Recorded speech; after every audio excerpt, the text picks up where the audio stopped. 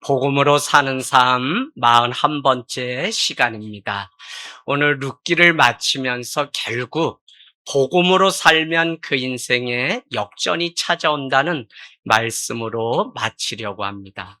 우리가 잘 아는 것처럼 룻의 인생은, 나오미의 인생은 처음 시작은 다 망해버리고 다시 일어설 수 없는 사람처럼 그렇게 시작돼요.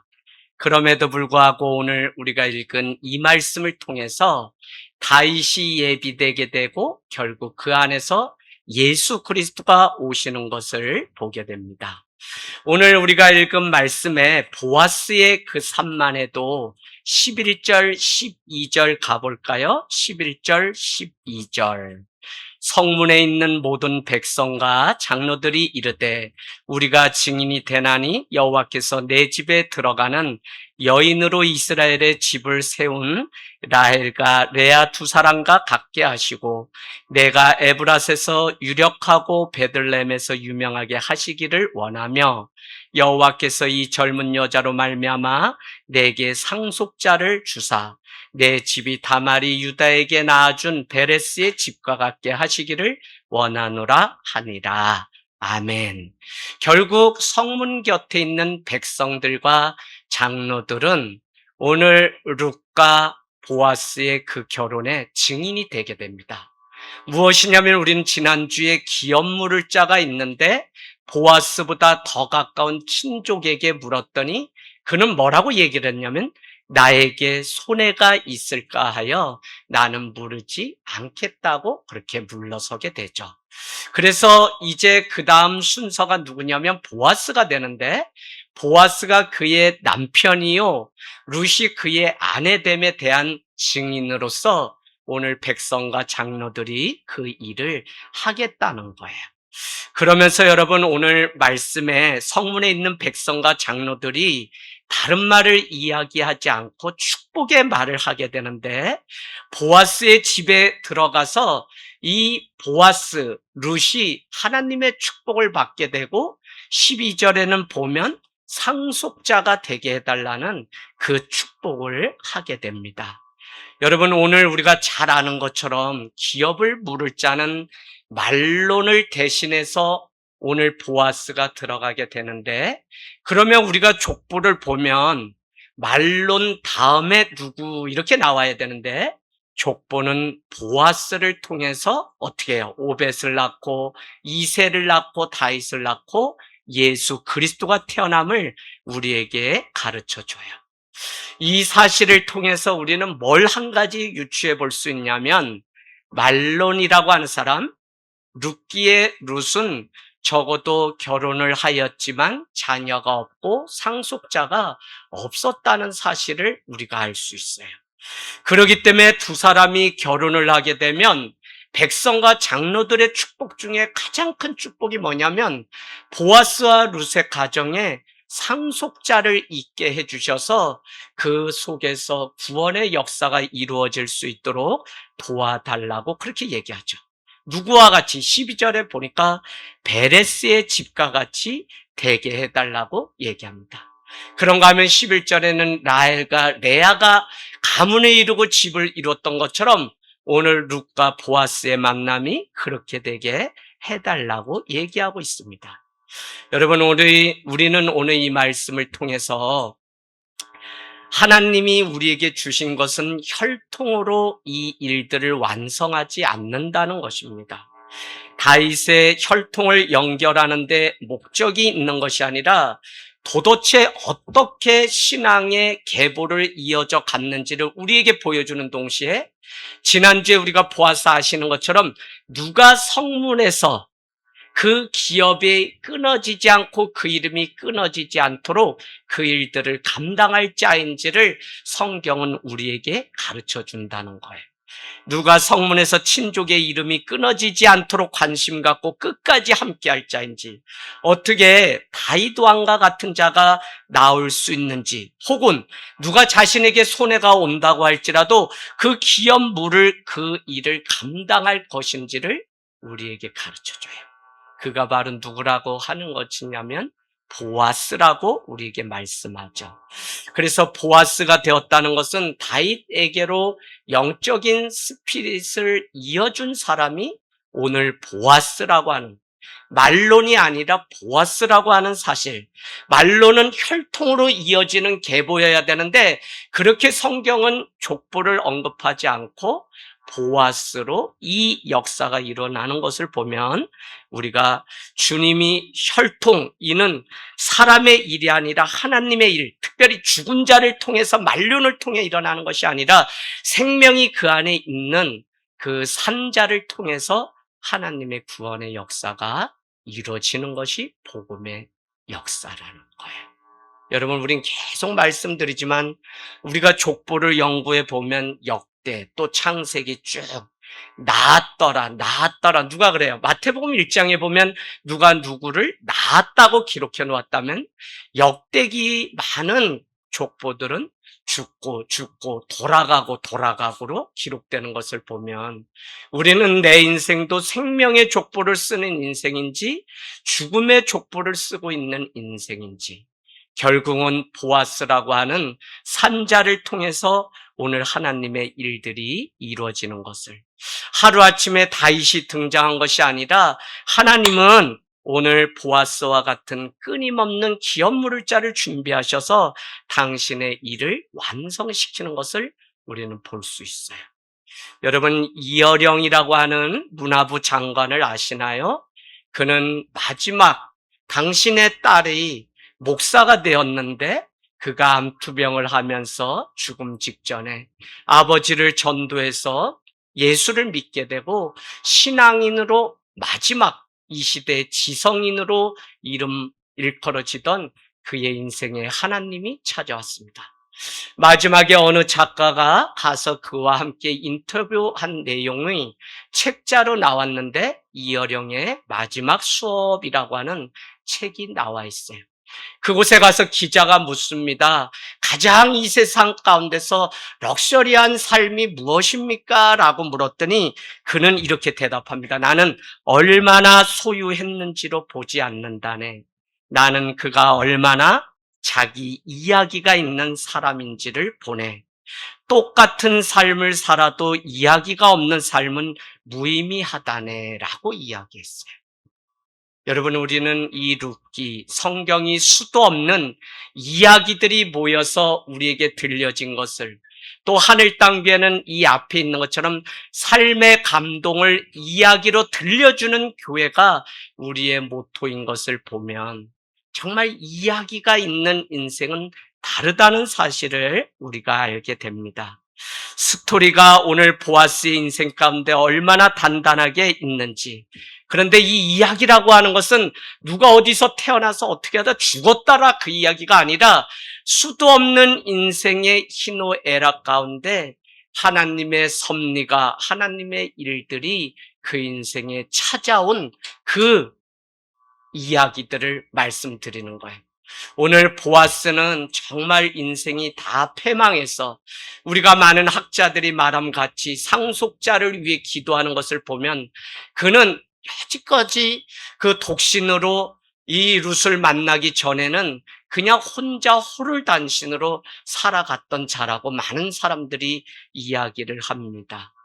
폴 바스텐과 짐 존슨이라고 하는 사람이 쓴 이야기는 힘이 세다라고 하는 책이 있는데, 하나님의 위대한 이야기 속에 나를 향한 하나님의 계획이 감춰져 있다, 그것이 성경이라고 말씀하고 있습니다.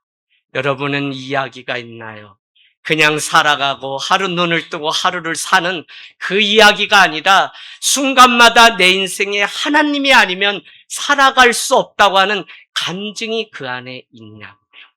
다 다치고 다 끊어졌던 인생, 룻과 나오미의 인생 가운데 하나님이 함께 하셔서 룻기가 결국은 복음대로 살면 인생 역전이 일어난다고 하는 이 놀라운 사실로 오늘 끝나는 것 같이 우리 인생에 그와 같은 이야기, 간증이 있냐는 거예요.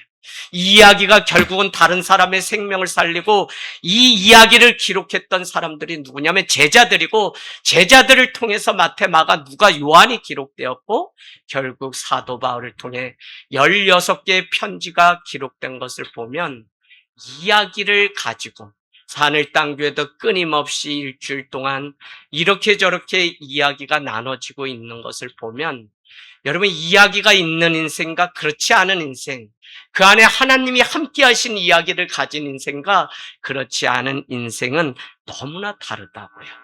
그런 면에서 저는 우리가 하늘 땅 교회에 다른 것이 아니라 삶의 감동을 이야기로 써주는 이 일이 우리의 자부심이 되어서 스스로 살아갈 때 번듯한 건물을 소유하지 않았어도 세련된 프로그램이 없어도 편의시설이 다양하지 않아도 우리가 주님 앞에 삶의 감동의 이야기를 오늘도 써가는 이것으로 기뻐하고 감사하는 삶이 되기를 원합니다. 결국 이것이 누군가를 살리고요, 누군가의 다 끊어진 인생 가운데 생명의 이야기를 이어주는 족보가 되는 놀라운 일을 보면 여러분 우리가 올해를 마치고 내년을 준비하면서 내 인생 가운데도 닫혔던 그 삶 가운데 하나님이 찾아오셔서 어떻게 해요? 말씀하시고 함께 그 인생을 회복시키셨던 이야기가 나눠지기를 원합니다. 내가 기도하고 내가 하나님의 말씀에 순종한 이야기가 많아질 때 우리 가정 안에도 다윗과 같은 놀라운 왕이 생기는, 또 세상 가운데 영향력이 있는 자녀들이 배출되는 그런 원대한 꿈이 우리 가운데 있기를 원합니다. 여러분, 보아스나 룻이나 나오미는 자기를 통해서 다윗의 왕조가 이어질 거라고 하는 그 이야기를 전혀 상상하지 못했을 것입니다. 나의 이야기가 때로는 민족의 어떤 내러티브가 되어서 그들을 살리고 그 안에서 왕이 되는, 그래서 여러분 우리는 성탄절에 보았던 것처럼 너 유대 땅 베들레헴아 너는 유대 골 중에 결코 작지 않다. 너희 중에 이스라엘을 다스릴 한 목자가 오리라. 그래서 베들레헴이라고 하는 그 작은 동네에 이스라엘을 다스리는 한 목자 예수 그리스도가 온다는 이 놀라운 이야기가 어디에 가면 들을 수 있을까요? 성지 순례를 가면 베들레헴에서 이 이야기를 들을 수 있죠. 그러니까 여러분, 뭐가 유명하다, 뭐가 있다라고 하는 것은 어떻게 됐어요? 공간이라고 하는 스페이스, 그게 아니라 그 안에 어떤 이야기로 채워졌냐에 따라 그것은 그 장소, 그곳이라고 하는 또 다른 정관사 덕가 붙는 장소가 돼요. 그래서 그곳에 기념돌을 쌓아서 하나님이 이곳에서 우리를 만나주셨다, 베델이라고 이름을 짓고, 우리가 전쟁 가운데 승리했다 그래서 12돌을 취하여 그곳에 기념탑을 쌓는 이 모든 일들은 그냥 일어난 일이 아니라 이야기와 함께. 그래서 저는 오늘 일부 예배를 목소리 다 쉬도록 승아와 함께 그냥 성경 다 덮어놓고 여기 앉아서 얼마나 치열한 또 싸움 가운데 예배했는지 몰라요. 승아야, 너 인생 가운데 하나님이 함께 하시는 이야기가 있어야 돼. 승아가 아직은 긴가민가 하대요. 그래서 이렇게 얘기했어요. 승아야, 너 신앙 있니? 목사님 전 잘 모르겠어요. 얘기가 돼요. 그래서 이렇게 얘기했어요. 승아야, 너 1등으로 중학교를 입학했는데 꼴찌로 졸업했다고 하면 그 사람은 어떨까 그랬더니 그 사람 실패한 거라는 거예요. 승아 똑같아. 어머니 아버지를 통해서 내가 모태신앙이 돼서 하나님을 아는 신앙으로 시작했는데 너가 이제 너 인생 가야 되는데 거기에 하나님이 없다면 그 인생은 실패한 거야. 얘가 눈이 커져요. 그래서 오늘 또 한 번 손잡으면 그때뿐일지라도 마음이 또 이렇게 말랑말랑해서 기도하면 그럴 때는 그래도 아멘하고, 그래서 오늘 다시 힘을 내서 믿음으로 살리라 결단하고 문을 딱 나가는 순간 또 세상이 센 것 같아. 어쩌거나 우리 아이들 위해서 기도해 주셔야 돼. 이 아이가 군대를 가고 결혼하고 많은 과정 속에 있지만 그 아이들은 하나님과 함께 지금 써가는 성경 이야기를 그러고 보면 오늘 여러분께 감사하고 내 인생 가운데 2025년이 정말 하나님과 우리 하늘 땅 교회에서 다시 써가는 내 인생의 그 이야기를 발견하고 그것이 나를 떠밀고 나를 살게 하는 은혜가 되기를 원합니다. 여러분, 룻은 말론과 결혼해서 모압 땅에 10년 세월을 거주하다 자녀도 없이 돌아오게 된 여인입니다. 그러니 오늘 룻과 보아스의 대를 잇는 일은 얼마나 중요할까요? 그래서 백성과 장로들은 상속자를 있게 해달라고 말을 했다는 것입니다. 오늘 보아스가 오벳을 낳았다는 것은 하나님이 함께 하심의 은혜일 텐데 13절 우리 같이 읽을까요? 시작. 이에 보아스가 그에게 돌아갔더니 여호와께서 그에게 임신하게 하심으로 그가 아들을 낳은지라. 아멘. 여러분, 간접적인 표현이 있지만 여호와께서 직접 개입하셔서 여호와가 임신하게 하셨다라고 하는 표현은 딱 두 곳밖에 나오지 않는데 1장 6절에 가서 우리 읽겠습니다. 1장 6절. 자, 시작. 그 여인이 모압 지방에서 여호와께서 자기 백성을 돌보시사 그들에게 양식을 주셨다함을 듣고 이에 두 며느리와 함께 일어나 모압 지방에서 돌아오려 하여. 아멘. 그러니까 1장 6절은 먹을 양식이 다 떨어졌을 때 여호와께서 먹을 것을 개입해서 주셨다는 이야기고, 오늘 4장 말씀은 그 가정에 대를 이을 자녀가 없는데 여호와께서 임신하게 함으로 그 가문의 상속자가 되게 하셨다는 것입니다. 여러분, 여호와께서 하나님께서 보아스의 가문을 세워주시기 위해서 오늘 함께 해주시고 축복의 문을 열었다고 하는 것이죠. 그래서 여러분, 오늘 백성과 장로들이 뭐라고 11절에 기도했다고요? 그에게 상속자를 저에게 축복해 달라고 기도를 했다고요. 우리는 때로는 그냥 하나님이 그냥 축복해 주시면 되지라고 생각하는데 사실 많은 사람들의 기도를 통해 하나님의 축복이 내 인생 가운데 찾아오는 것을 보게 돼요. 그래서 우리가 무너진 성읍을 가로막고 서서 누군가를 위해서 기도한다는 것은 얼마나 놀라운 축복인지, 저는 적어도 하늘 땅교회 성도로 살아가는 여러분에게 가장 큰 축복은 밤마다 눈이 오나 비가 오나 목회자와 중보 기도자들 20명이 밤마다 기도하는 이 아름다운 일들이, 그래서 여러분도 이젠 받는 자가 아니라 누군가를 위해서 정말 그 이름을 불러가며 기도하는 그 자리에 가기를 원합니다. 여러분, 특별히 우리는 부모로 부름받았는데 부모에게는 자녀를 축복하는 권세를 주었습니다. 자녀의 인생 불안하고 불투명해요. 그래도 우리가 하나님 앞에 늘 자녀의 인생을 축복하는 그 일들이 있기를 원합니다. 고통 속에서 죄보다 더 깊은 은혜를 우리는 발견하게 됩니다. 나오미의 인생은 참으로 비참한 인생이고 텅 비었지만 14절 말씀 볼까요? 같이 읽습니다. 시작. 여인들이 나오미에게 이르되 찬송할지어다. 여호와께서 내게 기업 물을 자가 없게 하지 아니하셨도다. 이 아이의 이름이 이스라엘 중에 유명하게 되기를 원하노라. 아멘. 아멘. 여러분, 대를 이을 수 있게 되기를 원한다고 그렇게 축복하고요. 15절. 이는 내 생명의 회복자이며, 누가요?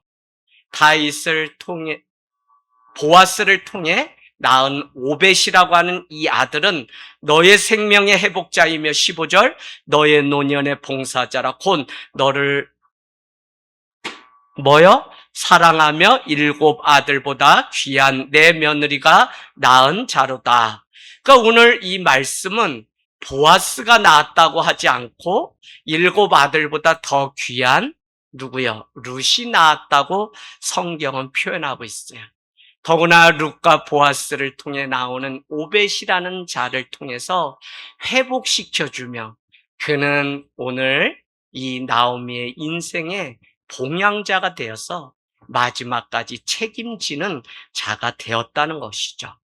여러분, 이 아이를 누가 낳았다고 얘기한다고요? 7 아들보다 더 귀한 며느리 룻이 낳았다는 것이죠. 그것을 보면 룻이 나오미를 향한 사랑이 얼마나 대단했는지 성경도 그렇게 표현하고 있습니다. 전 가장 듣기 싫은 말 중에 교회를 다니고 우리가 하면서 어쩔 수 없다 그래도 여러분이 다시 믿음의 눈으로 보면 십자가 붙으면 역시 어렵다. 맞아요? 십자가 붙으면 어려워요? 안 어렵다는 분이 있어요. 저도 처가에 뭐 어려운 게 없어요. 그냥 엄마라고 부르고 그냥 똑같거든요. 난 똑같은데 여성들은 역시 시어머니에게 난 며느리지 딸이 될 수는 없어. 이런 말들을 우리가 하게 돼요. 그런데 오늘 성경은 뭐라고 얘기하냐면 7 아들, 친아들보다도 더 나았던 자가 누구냐면 보아스라는 거예요. 보아스. 룻이라는 거예요. 그러니까 얼마나 성경은 이 룻과 어머니 나오미의 관계, 우리가 잘 아는 것처럼 어머니의 하나님이 나의 하나님이 어머니의 백성이 나의 백성이라며 따라왔던 이 둘의 관계가 얼마나 끈끈한지를 우리에게 가르쳐줘요. 여러분, 하나님이 나오미를 얼마나 긍휼히 여기셨냐면요, 나오미 인생이 다 망해갈 때 망해서 돌아왔지만 그의 인생을 회복시켜 주시고 16절에 나오미가 아기를 받아 품에 품고 그의 양육자가 돼. 나오미가 그냥 난 게 아니라, 룻이 그냥 난 게 아니라 평생 이 오벳이 잘 자라는데 양육자의 역할을 이렇게 저렇게 감당했다는 거예요. 물론 뭐 수유를 할 수 있는 나이도 아니고 그런 것이야 룻이 했겠지만, 그럼에도 불구하고 그의 어머니 이 나오미가 그 역할을 감당했다고 말씀하고 있습니다.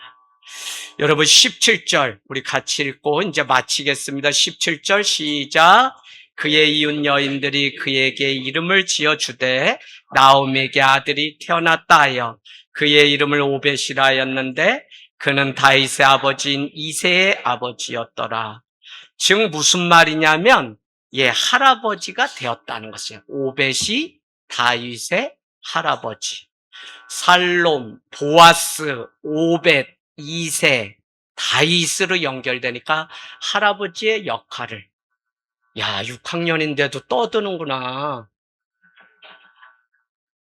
어린 애들보다도 예배 잘 못 드린다. 목사님, 얘네 청소년기에 올리면 안 될 것 같은데요?